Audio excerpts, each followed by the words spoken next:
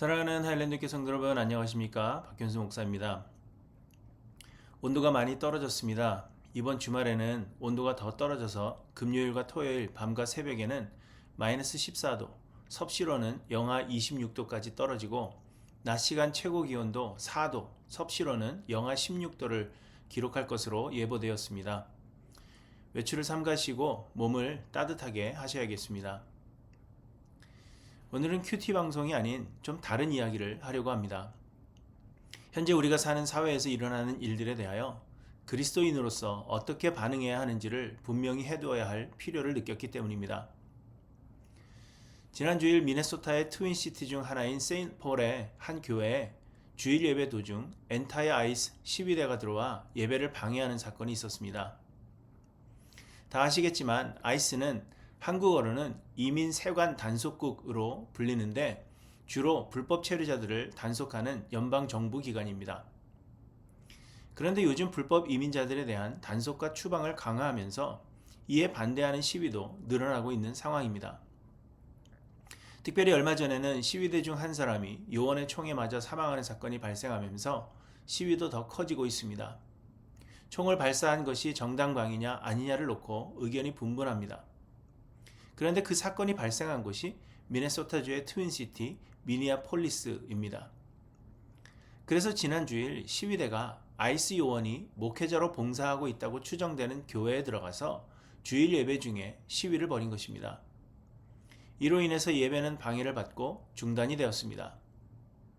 당연히 성도들은 예배를 방해해서는 안 된다며 퇴장을 요구했지만 시위대는 고성을 지르고 구호를 외치며 예배를 방해한 것입니다.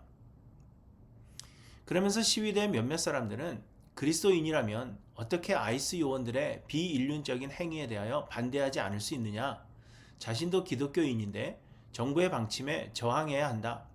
예수님이 계셨다면 예수님도 시위를 하셨을 것이다. 라는 취지의 발언을 이어갔습니다.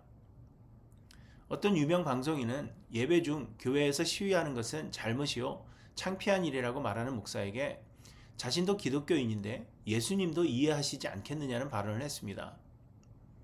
이 일로 인해서 미국 전역이 난리가 났습니다. 그런데 여러분, 이런 일이 우리에게서는 일어나지 않는다고 장담할 수 없습니다. 교인들 중에서도 정부의 정책을 지지하는 사람들이 있는가 하면 또한 반대하는 사람들도 있으며 또 그리스도인으로서 적극적으로 목소리를 내야 한다고 말하는 사람들도 있습니다. 과연 우리는 어떤 입장을 취해야 하겠습니까? 먼저 저는 어느 진영이든 시위에 참여하는 것을 반대합니다. 어떤 사람들은 예수님도 시위에 참여하셨을 것이라고 말합니다. 한국의 정치적 문제에 있어서도 시위에 직접 참가하고 또 시위 참가를 독려하는 목사들이나 신학교 교수들이 있었습니다. 이는 한쪽 진영만의 이야기가 아니라 극단화된 사회에서 양쪽의 모든 진영에서 그렇게 주장하는 사람들이 있습니다. 그러나 저는 예수님이 시위에 참여하지 않으셨을 것이라고 확신합니다. 왜냐하면 예수님의 나라는 이 세상에 있지 않다고 하셨기 때문입니다. 곧 예수님은 세상을 바꾸기 위해 오지 않으셨습니다. 예수님이 세상을 바꾸기 위해 오셨다면 예수님 계실 때 세상은 좋아졌을 것입니다. 그러나 예수님은 로마의 정권에 맞서지 않으셨습니다.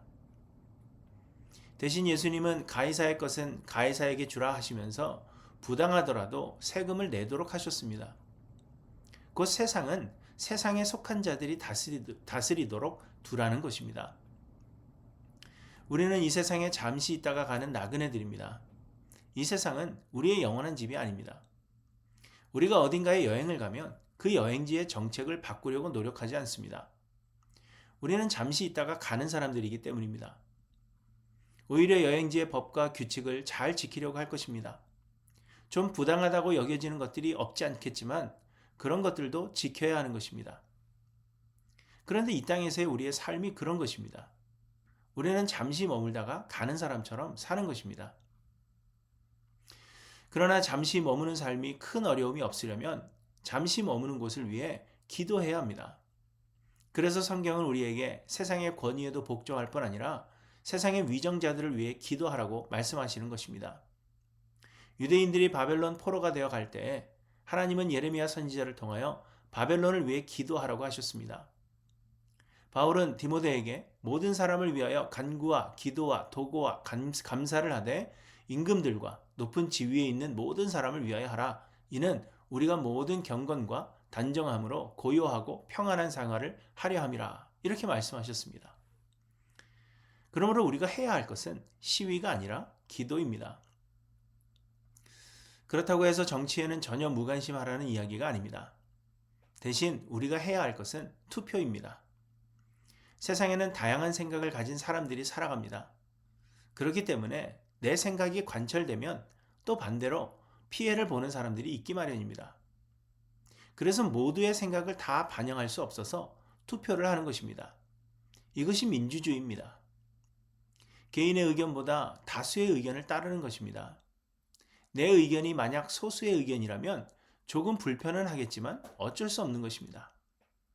다양한 사람이 사는 세상에서는 소수의 희생이 절대적으로 필요한 것입니다. 그런데 시위를 하는 것은 어린아이들이 떼를 쓰는 것과 같습니다. 물론 헌법에 집회와 시위의 자유가 보장이 됐습니다. 그러나 이는 평화적이고 비폭력적일 때를 말하는 것입니다.